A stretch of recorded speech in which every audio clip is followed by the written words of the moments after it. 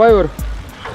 Tsüklokrossi hooaeg on alanud ja teise etapi võit on taas kord sinu taskus, et räägi siis, kuidas tänane sõit kulges ja kuidas sa tunned ennast? Tegelikult ma läksin starti veidike tõbisena ja ma ei teadnud üldse, kuidas mul minek on, aga stardis kohe hakati panema, hoog oli suht kõrge ja kannatasin selle ära.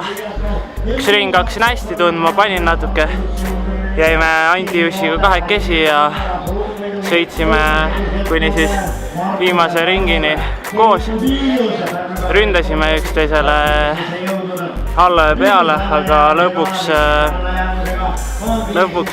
Anti tahtsin vist mööda tulla, aga tabasin õige hetke ära ja sain lõpusirgele esimesena ja sealt enam ei olnud võimalik mööda tulla. Aga kuidas muidu sõit kulges, et tegite kordamööda tööd või pigem oli sinu või pigem tema kandas? Ei, täiesti kordamööda, et vedas tema ja vedasin mina. Nii-öelda aus värk. Okei, väga hea. Aga palju õnne ja järgmine etapp on juba õige pea käes, et taaskord ilmselt lähed võidumõtetega peale, mis siis, et väike tõbi võib kallal olla? Jah, ma loodan terveks saada ja kindlasti lähen võidumõtetega peale. Aga palju õnne ja edu jaksu! Aitäh!